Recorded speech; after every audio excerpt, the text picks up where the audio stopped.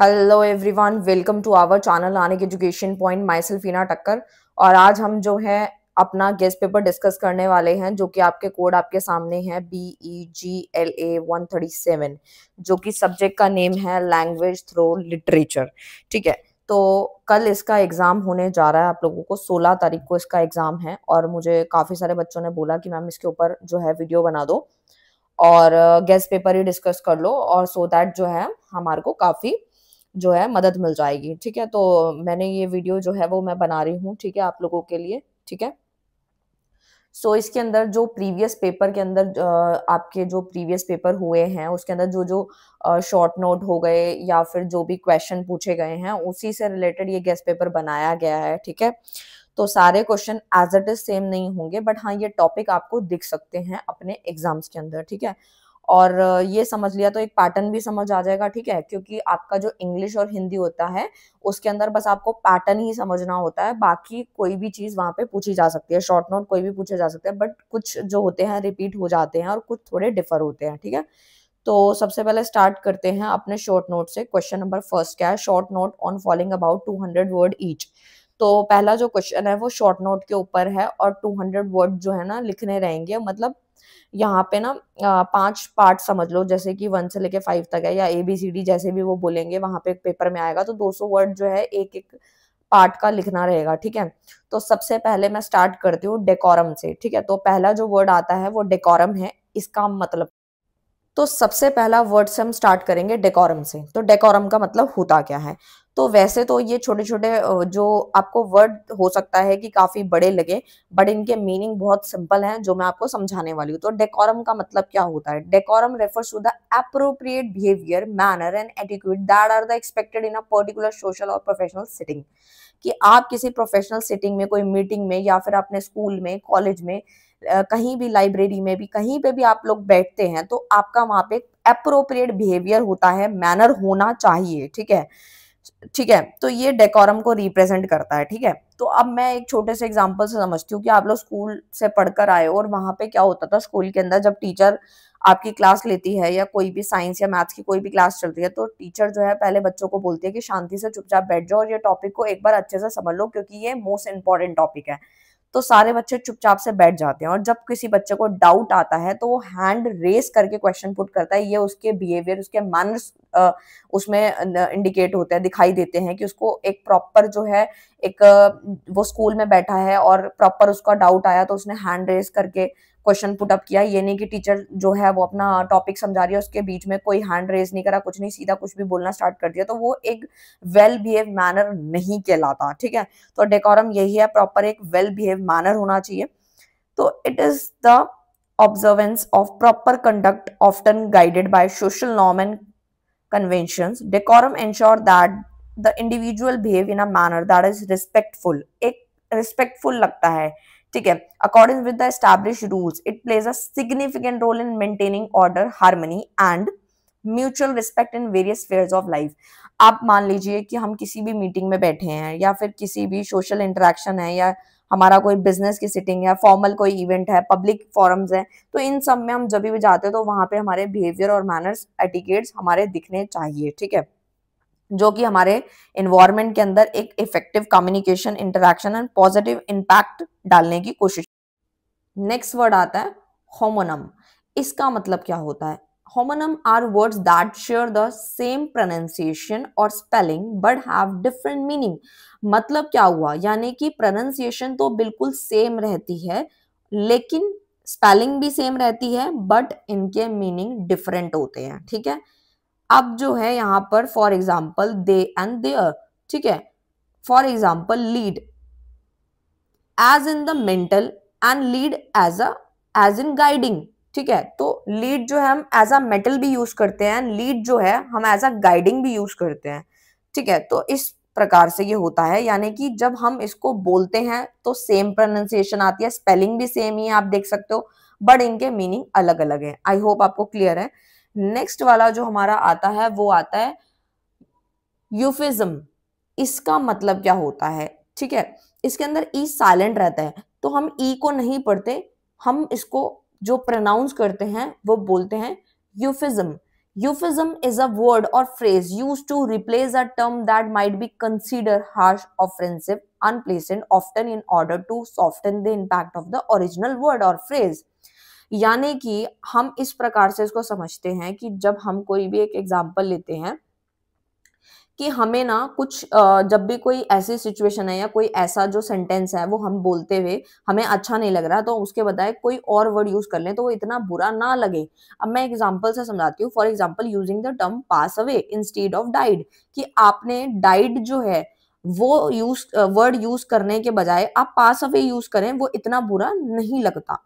ठीक है, तो ये एक एग्जाम्पल हुआ कि हमने एक डेथ को एक्सप्रेस करने के लिए पास अवे यूज किया, वो इतना बुरा नहीं लग रहा, लेकिन डाइट जो है वो थोड़ा सा लग सकता है। तो इसी प्रकार से और भी बहुत सारे वर्ड्स हो सकते हैं। ठीक है, नेक्स्ट हमारा जो आता है वो आता है अंडरस्टेटमेंट। अंडरस्टेटमेंट में हम इस प्रकार से इसको समझते हैं कि अंडरस्टेटमेंट भी एक फिगर ऑफ स्पीच है जो कि हम लोग मिनिमाइज द सिग्निफिकेंस, इंपॉर्टेंस और इंटेंसिटी ऑफ समथिंग, यानी कि हम इसको इस प्रकार से समझते हैं कि जैसे मान लो कि हमारे घर में कोई सब्जी बनी और वो उसमें मिर्ची थोड़ी ज्यादा हो गई तो वो बहुत ज्यादा स्पाइसी हो गई। ठीक है, तो अब हमने बोला कि अगर हमारे मम्मी ने या जो है या जिसने भी खाना बनाया, लेट सपोज मदर ही बनाती है खाना ज्यादातर, तो मान लीजिए हम ये मानते हैं कि हमारी मदर ने खाना बनाया और उन्होंने बच्चों से पूछा जब उन्होंने खाया कि क्या ये जो सब्जी है बहुत ज्यादा तीखी है क्या, तो यहाँ पर उन्होंने बोला हाँ थोड़ी बहुत तो है, थोड़ी सी तो है। तो यानी कि जो स्पाइसी है यहाँ पे, जो तीखी है, जो हमने उस सेंटेंस के अंदर स्पाइसी जो वर्ड आया है, तो मतलब हमने उस स्पाइसी वर्ड को इतनी इंपॉर्टेंस नहीं दी जितने की होनी चाहिए थी, तो उसको हम बोलते हैं अंडरस्टेटमेंट।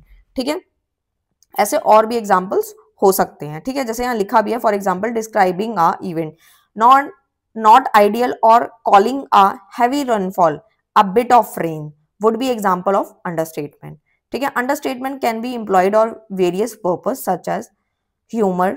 ठीक है, इस तरीके से हम लोग इसको सिचुएशन के हिसाब से यूज कर पाते हैं। नेक्स्ट जो हमारा वर्ड आता है वो आता है इमेजरी।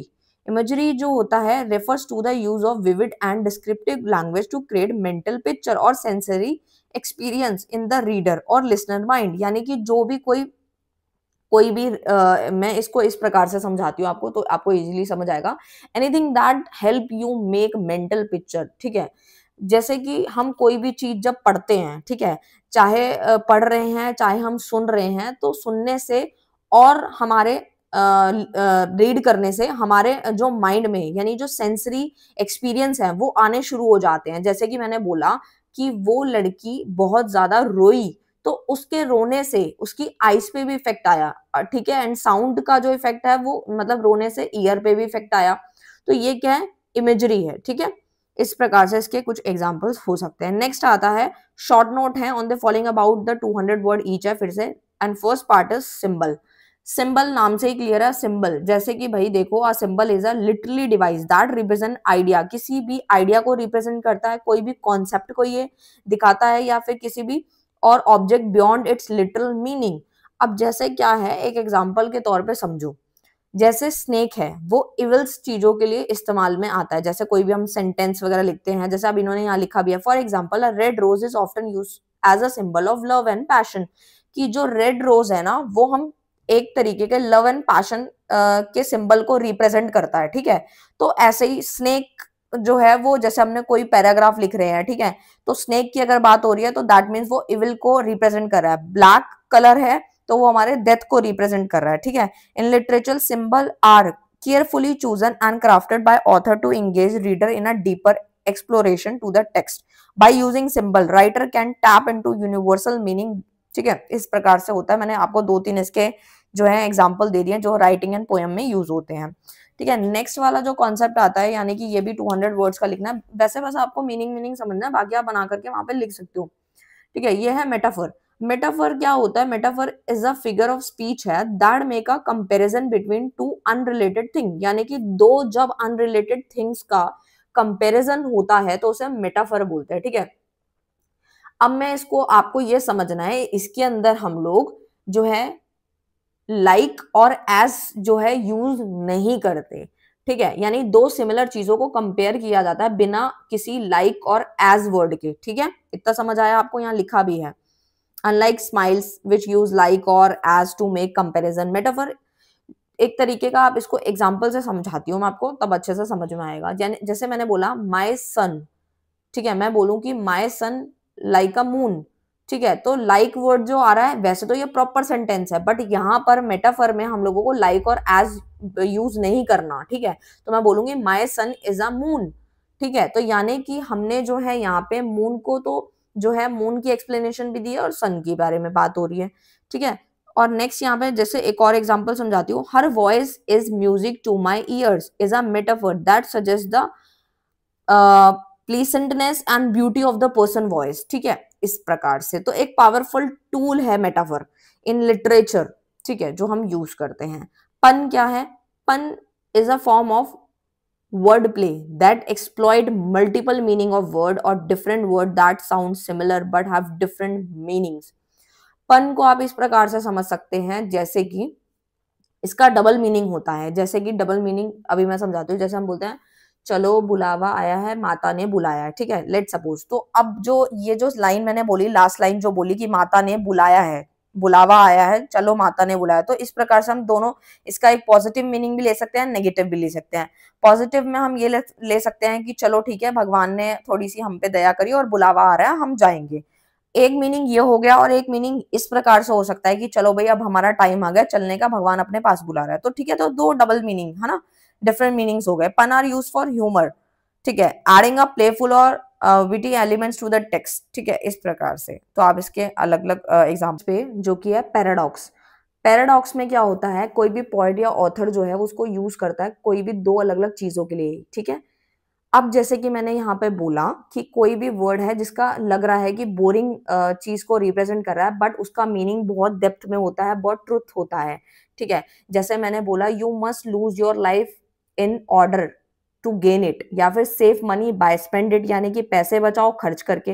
तो इस प्रकार से इसका होता है। नेक्स्ट आता है लिटरल मीनिंग। लिटरल मीनिंग में क्या होता है, कोई भी वर्ड की बात होती है जिसमें व्याख्या नहीं होती, सिर्फ वर्ड का मतलब की बात होती है। जैसे डिक्शनरी में सिर्फ मेन वर्ड दिया होता है ना, और अलंकार वगैरह यूज नहीं होते, तो वो आता है इसमें। नेक्स्ट आता है जो मैंने आपको ऊपर ही समझा दिया, नेक्स्ट आता है रेट्रोलिकल।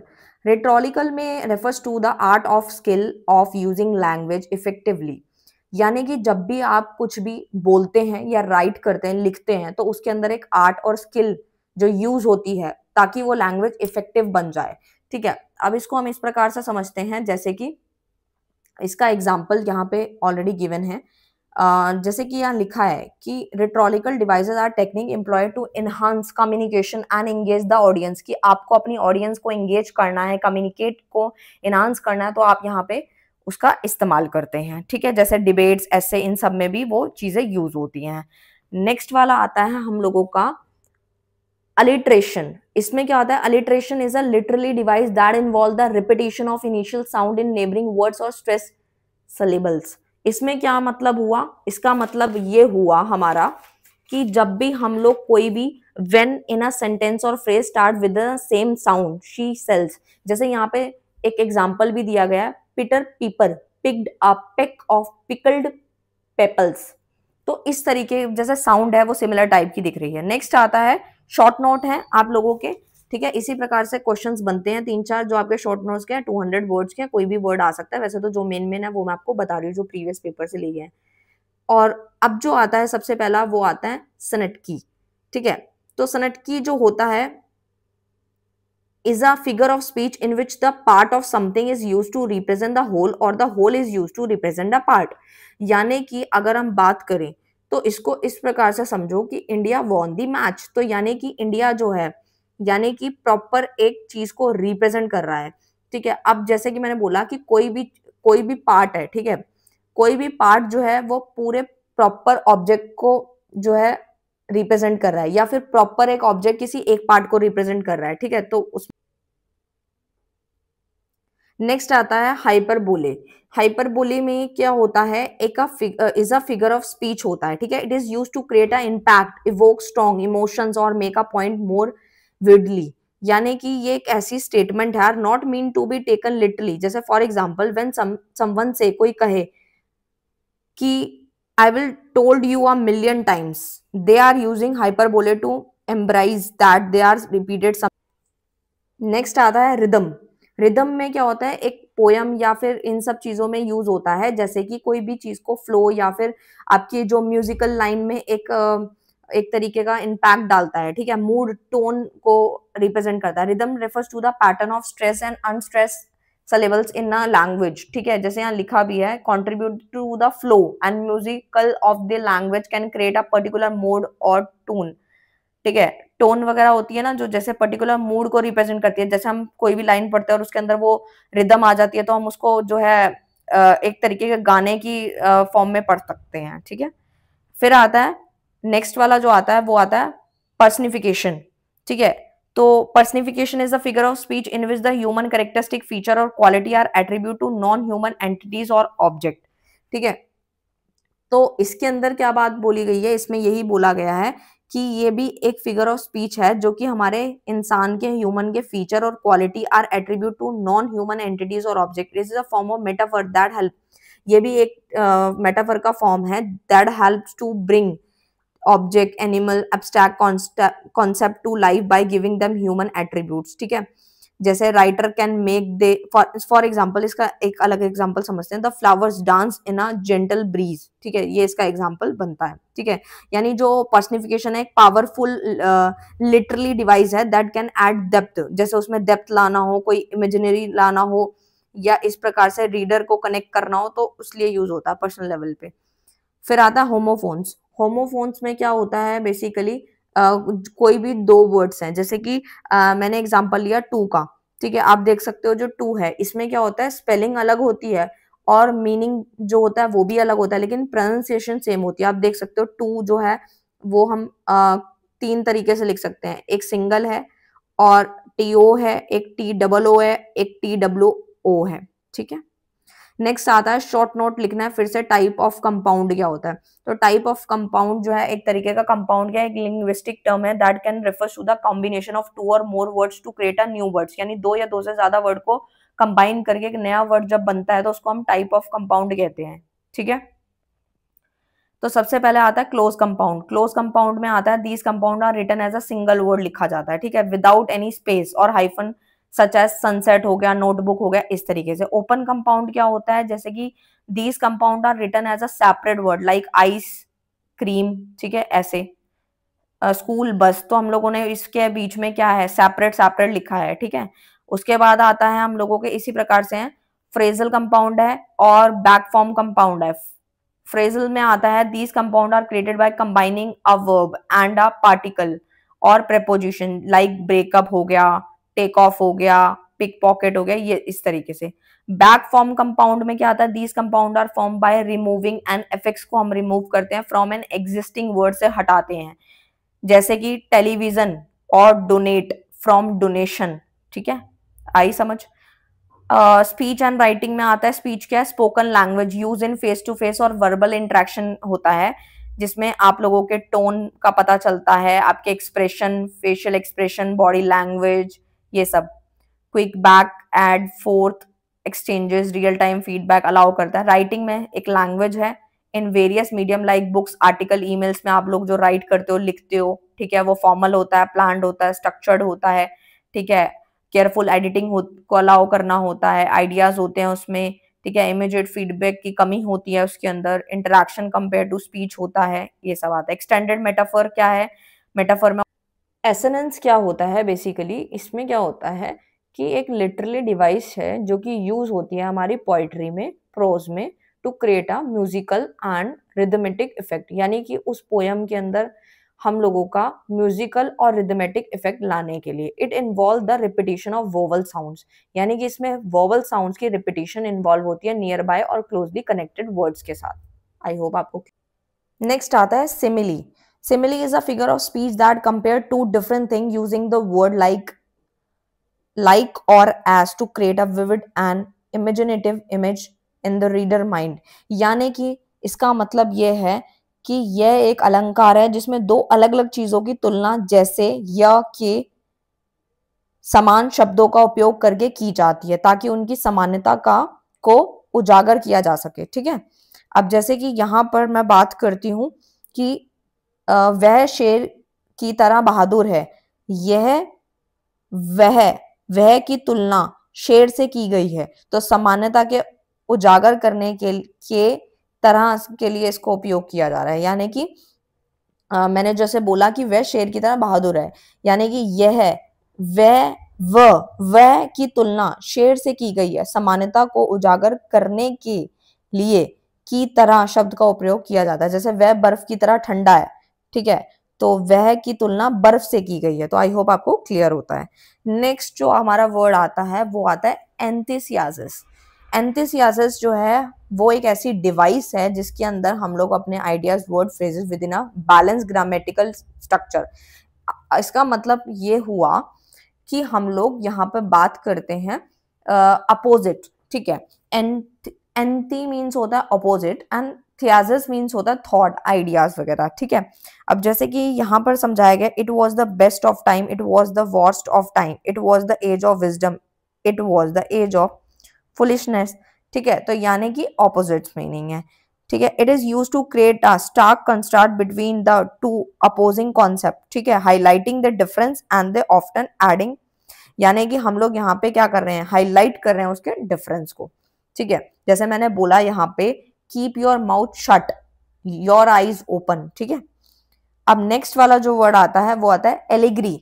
एलिग्री मीन्स दैट कि यहाँ पर जो है हम अपना जो भी हमारी जो क्वालिटीज होती हैं या फिर मोरल क्वालिटीज है उसको हम लोग यहाँ पे रिप्रेजेंट करते हैं, ठीक है। जो फुल स्टोरी होता है उसका डेप्थ मीनिंग होता है और मैसेज जो होता है वो छुपा हुआ रहता है, लेकिन उसकी जो एक तरीके की मैसेज होता है वो हाइड है, ठीक है, लेकिन उसमें जो मीनिंग है बहुत गहराई वाला है, ठीक है।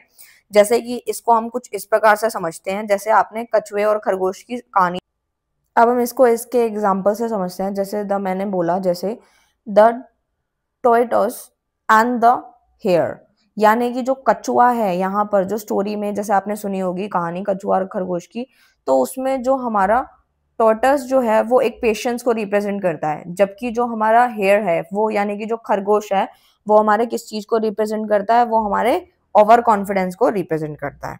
इतनी बात। नेक्स्ट हमारा जो आता है फिफ्थ वाला वो आता है determinants are words use in the English language to introduce और मॉडिफाई नाउन, कि आपको अपनी नाउन को मॉडिफाई करना है या फिर इंग्लिश लैंग्वेज को इंट्रोड्यूस करना है तो आप यहाँ पे इस्तेमाल में करते हो। जैसे कॉमन डिटर्मिनेंट्स में आता है आर्टिकल्स ए एंड द हो गए, ठीक है, और भी आता है दिस, दैट, दीज, ये सब चीजें जब इस्तेमाल होती हैं। नेक्स्ट आता है क्वेश्चन जो आता है add prefix to the following word to make opposites. देखो जो प्रीफिक्स होता है वो हमारा जब भी यूज होता है तो यानी कि जो हमारे जो भी वर्ड्स होते हैं, ठीक है, उपसर्ग इसको हम हिंदी में बोलते हैं, वर्ड के पहले उसके अंदर एड ऑन करना होता है। जैसे कंफर्टेबल है तो कंफर्टेबल के आगे यूएन लग गया, अनकंफर्टेबल हो गया, नेसेसरी के आगे लग गया अननेसेसरी, लाइक के आगे डिसलाइक, वैलिड के आगे इनवैलिड, रिगार्ड के आगे जो है लग गया डिस, तो डिसरिगार्ड। तो इस प्रकार से उपसर्ग है, प्रीफिक्स है जो पहले लगता है, वर्ड के पहले एड ऑन होता है। इतनी बात क्लियर है। ऐसे कोई भी वर्ड आए तो आप आराम से कर सकते हो, बट सेम नहीं आएंगे ये वाले, तो आपको समझा दिए मैंने। Complete sentence with the appropriate conjunction, conjunction वगैरह दिए गए हैं, जैसे he ran away dash he was terrified, तो बिकॉज आ जाएगा, ठीक है। ये नॉर्मल ग्रामर वाले क्वेश्चंस हैं तो वो आप कर सकते हो। क्वेश्चन नंबर 9 में भी इसी प्रकार से what do you understand by style in literature, elaborate on its silent feature, answer. तो आप उसको एलैबोरेट कर दोगे, ठीक है। तो in literature style refers to the way of author express the thoughts ideas through the use of language, की मतलब जो भी हमारे ऑथर हैं वो एक्सप्रेस करते हैं थॉट्स आइडियाज किसकी मदद से, आपकी यूज ऑफ लैंग्वेज की मदद से, ठीक है। ऑथर का स्टाइल क्या है तो उसके बारे में आप लिख सकते हो। सम साइलेंट फीचर लिटरेरी स्टाइल के ऊपर आप यहाँ पे जैसे लिख सकते हो, एग्जांपल्स दे सकते हो, जैसे द यूज ऑफ फॉर्मल और इनफॉर्मल लैंग्वेज हो गया, ठीक है। तो इस ऐसे आप इसको एक्सप्लेन कर सकते हो। क्वेश्चन नंबर 10 तो आपका पैसेज का है, वो भी कोई भी आ सकता है, बट आपको पता होना चाहिए पैसेज तो आप काफी टाइम से सॉल्व कर रहे हो तो किसी के ऊपर भी आ सकता है पैसेज। तो इसमें जैसे क्लाइमेट चेंज के मेन कॉज क्या है तो आंसर ढूंढना है और लिखना है। जैसे मेन कॉज जो है वो यहाँ पे दिया गया था ह्यूमन एक्टिविटी है आपका, और आपकी burning of fossil fuel of energy है, ये सब चीजें हैं। जैसे कि कुछ बेसिक बेसिक क्वेश्चन भी आएंगे तो फटाफट आंसर ढूंढ लोगे, ठीक है।